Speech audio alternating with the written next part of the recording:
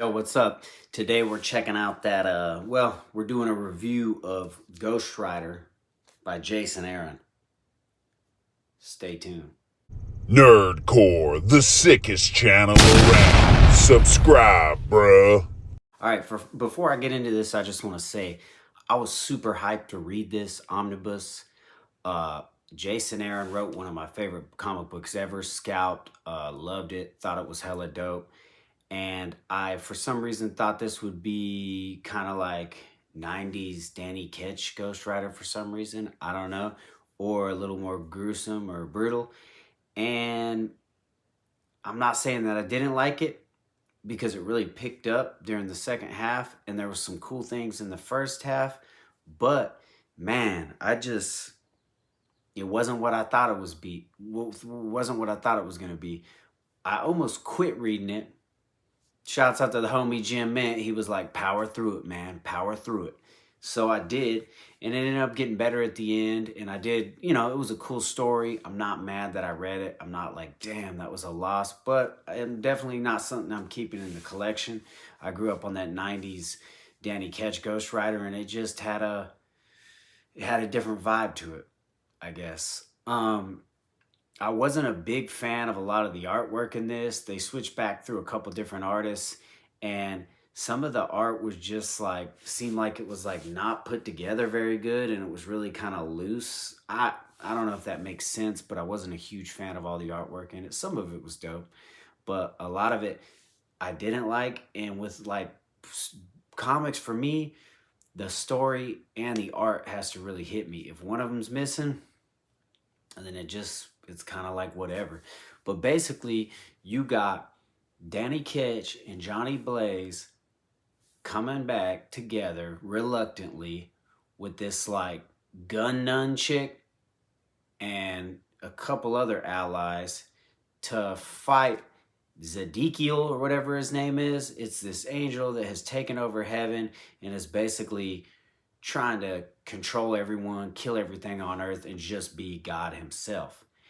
And you find out that Ghost Riders wasn't just Danny Ketch, wasn't just the caretaker guy, wasn't just Johnny Blaze. There's been Ghost Riders all throughout time, all over the earth, and these spirits of vengeance are actually not from hell, they're from heaven.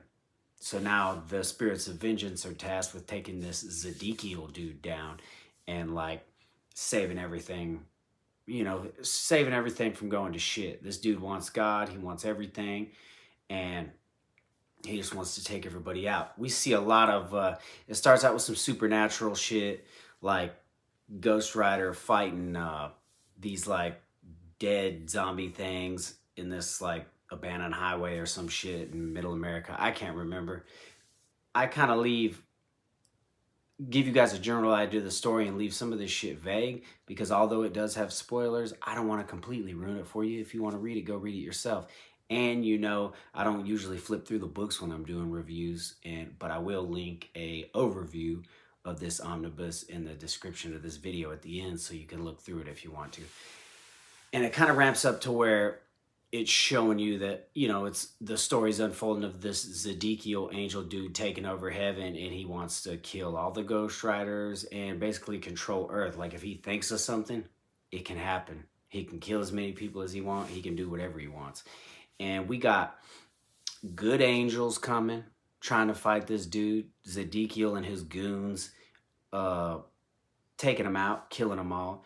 We got Ghost Riders from all cultures, all the Ghost Riders that are still left because some of them already been killed. He's already took some of them out, coming together. There's like these like African Ghost Riders, Middle Eastern. Some of them are on horses. Some of them have fucking airplanes, guns, like doing voodoo shit.